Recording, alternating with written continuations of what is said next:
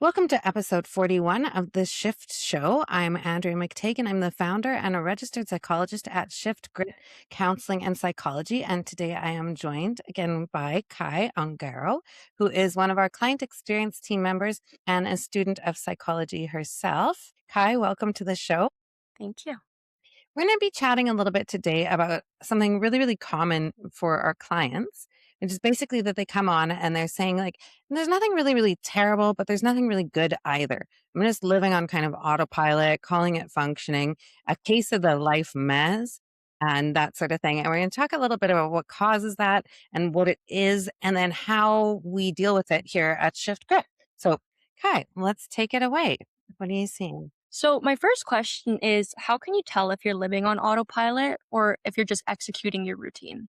I'd say that it generally comes with this pattern of kind of moving through life mechanically. You're feeling very like emotionally flat, staying like functional. So everything is fine, yourself, your time management, your work, your other people, but it almost has that hamster wheel. So there's a lack of joy or passion, sometimes a lack of purpose. And it's something that we kind of develop when we're feeling too stressed, right? Or too much change makes us feel that there's too much uncertainty. So our cortisol levels are a little bit too high up, and we're just trying to keep all the balls in the air, essentially. And we don't have any part of our thing that's like desire based or want based or passion oriented. It's just like almost a general disengagement with your life, kind of like solid Mhm. 5 out of 10 mood constantly. And that feeling that you're just going to get up the next day and just like do it all again. And it starts to also entertain this whole like, why am I doing this? Like, why am I in this relationship? Why am I just like a sort of apathy is Yeah. present? That's generally how we would tell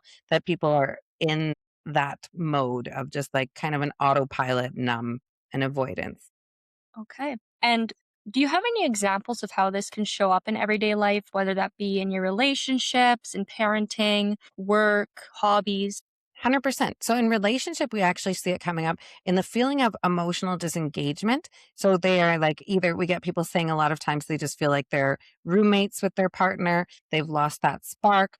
Maybe their sex life and intimacy is demonstrating that as well, where it's kind of like you're into like chore sex mode. So maybe it happens, but it's not like that feeling is gone. And then with parenting, it's just a lot of like focusing on the stressors, right? So that they've got, you're taking the kids to daycare or school and then you're picking them up and you're making the food, but you don't feel like fully present. You're not enjoying the experience of parenting. And that same sort of thing goes into the realm of work where it's like, okay, I have a job, I go to the job, it's kind of tedious or it's kind of like whatever, maybe it's not a fit for me. They're not getting anything out of it. And then that's what we see also in the social realm where they're like maybe going into their social relationships and they exist and there's some friends, but we also start to see that declining because when we get into this autopilot mode, we don't seek out positive experiences either. So we're not trying new hobbies. We're not really enjoying it when we're with our friends. It's just kind of almost mechanical, just like I'm doing the thing because I should do it, not because there's any sort of like thing that I'm getting from it. And that lack of desire. And the desire going down means that we engage less with people as well. So we'll see some social impact often where it's like maybe I would have gotten together with the friends, but that just seems like a lot of work. So now I'm just going to skip that one. So I'd say a thinning of the social life, an Mhm. absence of like fill your cup up stuff like hobbies and things like that start to kind of decline. And so we're seeing that people that are in this mode, they've got a lot of things that empty their cup, right? So there's a lot of work demands, parenting demands, social demands, relationship demands, appearance demands, but it's just emptying that cup and we're not seeing the balance of the things that like fill it up. And it might be just like, and a common line that I hear from my clients is I don't even know what's fun anymore. I don't even know what I like. I don't even know what I enjoy. So that's a big indicator of like what it looks like. And that might be in all of those domains and other things as well, right? Mhm. So like a lack of passion. Yeah. And do you think there's a reason that people who are experiencing this, just going through the motions or living on autopilot? Do you think there's a reason for a barrier to entry when seeking out treatment or making the decision to come to therapy? 100%. I think it's because they get stuck sometimes in that trap of like, well, nothing's really that bad. Like, Mhm. it's fine. Everything is just kind of like fine. Like, it's that 5 out of 10. So sometimes people think that they have to have some like acute trauma or major stressor or some mental health diagnosis or whatever. So it's like, my problems aren't big enough to come to therapy is a big one. And the other one is it just creates a sense of apathy, which kind of is from that whole thing of, well, this is just life, almost like an acceptance that you're like, this is just how it is. And this is what everybody else is doing. So I'm just going to do that. So a lack of seeing possibility that they could even get into a more passionate realm or a more connected realm and kind of not be on autopilot, like be guiding their life. And it's from that chronic stress, right? When we have too many of those inputs. So it's not stress, like I said, like from a specific big trauma, but it can be stress that's like just chronic, but like little pieces of stress across multiple domains that just start to layer on and layer on and layer on until we've got so many things taking from us. And then we, of course, to make room for all of those things taking from us, we stop adding things that give to us. And then it starts to get really, really out of balance. And that's what kind of seeing in that regard of like why it would be a barrier. Because you're like, well, if I go to therapy, it still doesn't take away the fact that I've got to like parent these kids that I had or go to this job or pay this mortgage and all of these like I should do this kind of things. Mhm. Hmm. Definitely. I'd say those And are two big how ones. do you think therapy with ShiftGrit can help reignite that passion or zest for life and Ah, respark that interest? yes, and I get to see it re-sparked in people all the time, and I think our method is a great fit for this because, like I said, it's a really, really common client complaint that like meh sort of thing. And basically, what we do is we want to look at the root cause of this problem. So, the root cause of this autopilot hamster wheel thing is going to be certain limiting beliefs that create more of a should structure or more of a stress structure. So, we're activating the walnut brain. So, the walnut brain, aka our threat brain. When we get that one activated, that one is going to really, really, really focus on initiating these patterns and running these like patterns that come from early. So if we have a limiting belief, it bins things as a stressor. That's going to wake up the walnut brain. And the walnut is really, really focused on keeping life stressors at bay. So we're meeting dysfunctional needs. Where the dysfunctional needs come from are limiting beliefs. So, what we want to do is look at somebody's early non nurturing elements. So, what's happened early on to set these patterns that then encode these limiting beliefs that then create us driving these programs and patterns. Because the thing about it is, the walnut brain is where all of the like should stuff and pain avoidance lives. And Mhm. when you start to drive your life on these patterns, if you move your hand away from a hot stove, your hand's not feeling joy or pleasure or any sort of positive experience. It's just the absence of pain. So this is a life that is driven by limiting beliefs and you're meeting the dysfunctional needs or you're doing the opposites or whatever, that the whole point of which is just to remove the pain of touching that limiting belief. So, kind of like that hot stove moment, we move our hand away from the limiting belief, but we're not feeling any joy because all of our wants and our desires, our values, our joy filled experience ingredients, they live over in the cognitive mind. So, what our thing is we'll go in, look at the NNEs, we'll look at the limiting beliefs, we identify them, and then we use a counter conditioning modality to create extinction of the limiting beliefs. And that's like all the psyche words for it. But basically, what we're doing is we're taking those limiting beliefs and we're just blasting them out. So, a really, really common one that's related to this, like autopilot sort of thing, is the limiting belief of I'm irresponsible. Because I'm irresponsible has the dysfunctional need of I need to be responsible for everything and everyone, which is why it turns into that taking things on and taking things on, all the responsibility first. It's like, work before play kind of mentality. Mm. The problem with that work before play mentality is if there's so much work that there's no time for play, well, then we just get this like off balance lifestyle going on, which is just draining, which is kind of the general sentiment with the autopilot thing, right? And Mhm. another really common one that we see, and it sounds like a really nasty one, is I'm worthless. And people aren't going around necessarily with that thought, I'm worthless in their minds, but it's often because they're managing it through their dysfunctional need, which for I'm worthless is I need to provide value. So I need to be constantly outputting and giving and giving and giving. And then that will take away from, well, I can't go and join that hockey team that I want to, or I can't go out for a nice dinner with my friends because I have all of these things to do and I just have to keep doing and doing and doing and giving, which then erodes the sense of self. And then we're out of the cognitive mind where we can find those things that we are passionate about. And it takes away our ability to live. So a little bit of self erasure involved in that as well, like living for other people, living for other things. And then so we'll usually play with those two patterns, but there might be other ones that are specific to the client, right? So, like, I'm not good enough, that limiting belief will create a constant sense of striving where you're just like on that hamster wheel.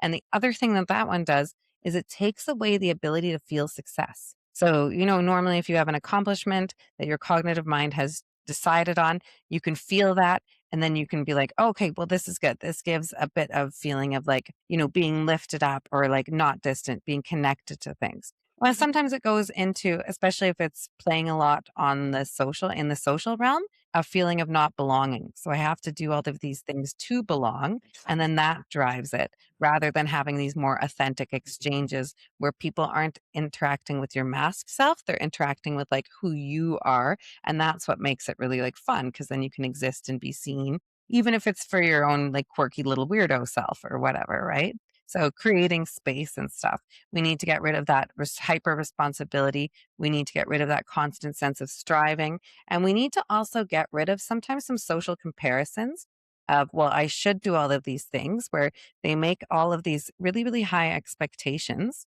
for themselves. So I need to be more. I need to look like this. I need to where whatever, act like this in social interactions, et cetera, et cetera.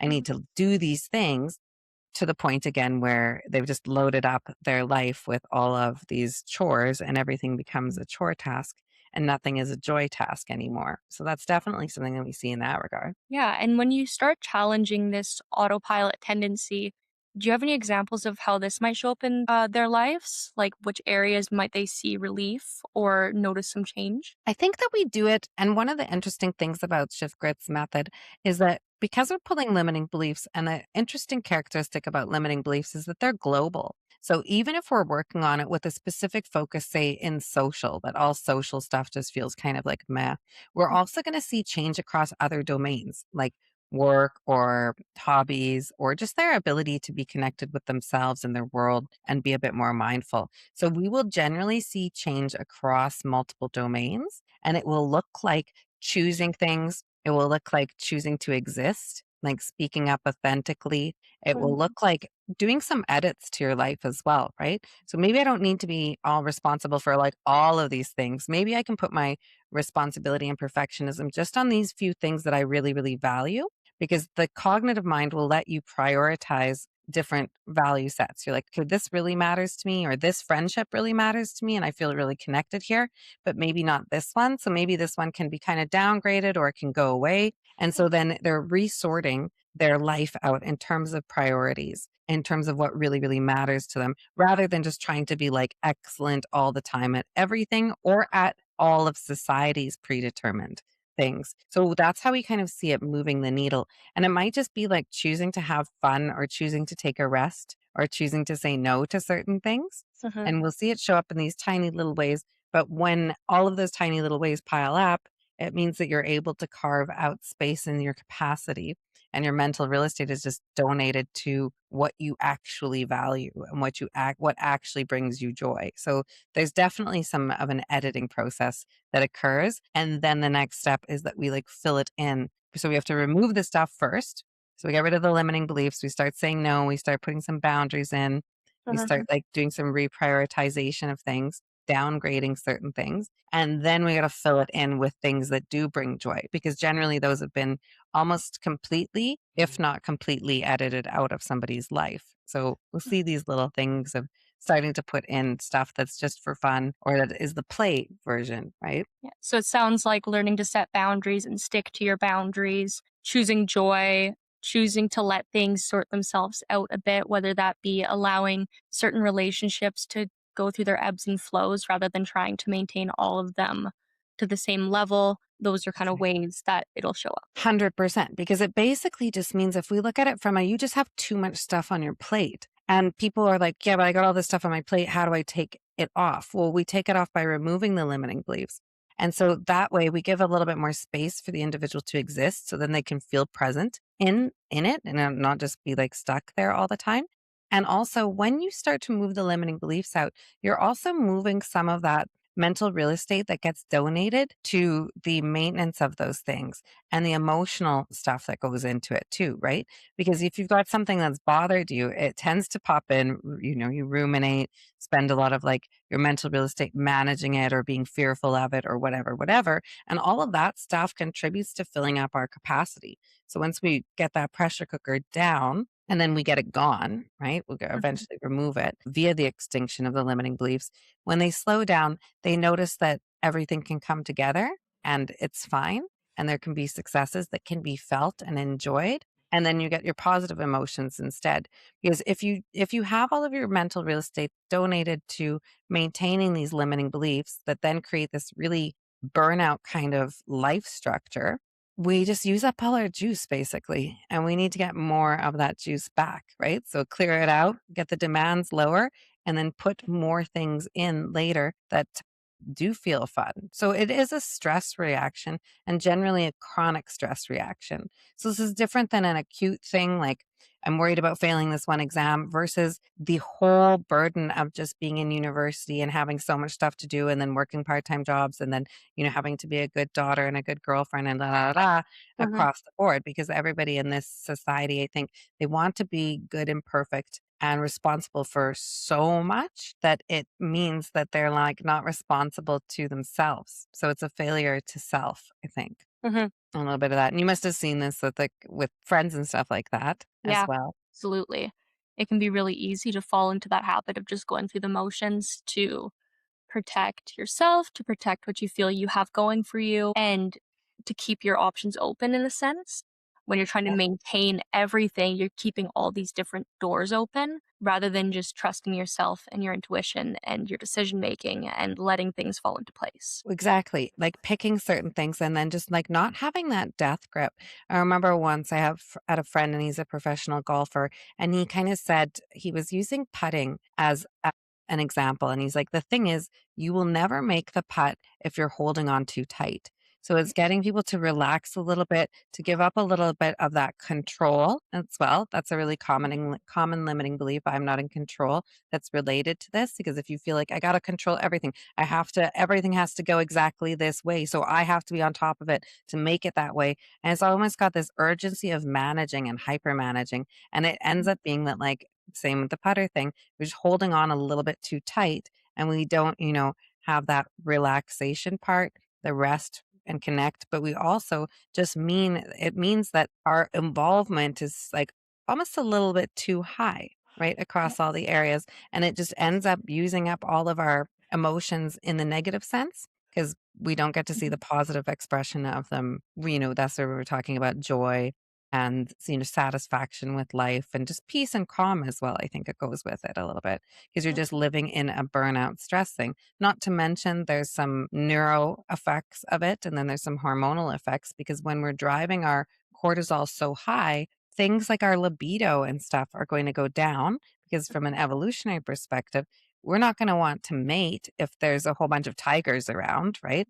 So we're stressed about these things. But the nature of stressors now is that they are looped. So before we could see the tiger and we are like run away from the tiger. So we're away from the tiger, stress levels return to normal. But now cortisol levels stay up because there's so many different inputs. And it could be just watching really, scary news stories. And then you hear a breakup story from your friend, and then you've got to go do this thing at work, and then you got to do it again, and then you got to get this mark on your course, and then you've got to do it again. So everything becomes like a loop now where Mhm. our fight, flight, or freeze brain doesn't really work. It's not really calibrated for the modern world and all of these inputs that we have. So we do that by creating space, by removing some of the inputs, but we have to move out the limiting beliefs first because that's what creates this urgency to continually be in this loop of input, input, input, input ad Mhm. nauseum that like just essentially burns people out. I think also there's a little bit of a people see it as emotionally numbing, as just like you don't care, Mhm. which is not what it is. It's like you lack the capacity to care to the level you want to anymore. Because it just creates that apathy structure of used up all the juice and I just don't have any more emotional or mental real estate in order to care about things. And then, like I said, the limiting beliefs are global. So it spreads globally across somebody's life. And Mhm. then, it's not having fun anymore. It's just not fun. So it's very fun because once we get the limiting beliefs out of the way and we create extinction in some of those, we get people back to being able to have fun, being able to reduce the amount of inputs and be really, really present again in their life. And I think people know what that feels like. For Mhm. a moment, they might have it here and there, but they don't know how to sustain it. And it's just because of that activation of the threat brain. Yeah. And to And, say that.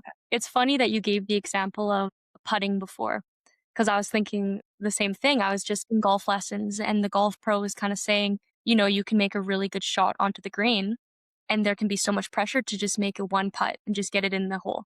But it's better to almost try and get it within, let's say, a 2 foot, 3 foot radius of the hole and just get it in the right direction because you can correct it from there. So when you have all this pressure, like, oh, I've done something really good, I've made a good shot onto the green, and now I have to make this perfect putt. And this is where we see the Yeah. limiting belief of I'm not in control coming in. Like I have to control the outcome and it has to be the exact specific outcome that I want. It has to be that one shot putt. And you're like, okay, but maybe we could also be a little bit gentle on ourselves and have a little bit more self compassion and give yourself two or three to Yeah. get to where you're going as long as you're progressing in direction. Yeah. Right. And Exactly. I think golf is a good metaphor for that because, Mhm. and it applies to a lot of different things, right? When we kind of try to control the outcome too much, or the outcome has to be this like exceptional thing, especially when it has to be on all these things. So not only do I have to like have a perfect golf game, but I also have to be perfect at work. And then I also have to show up and do that thing that makes me look like a social media influencer instead of makes it, and it's just taking that care level down. Mhm. And I really like that book. Why can't I think about it right now? But basically, it's about dialing down the fucks given a little bit. Yes.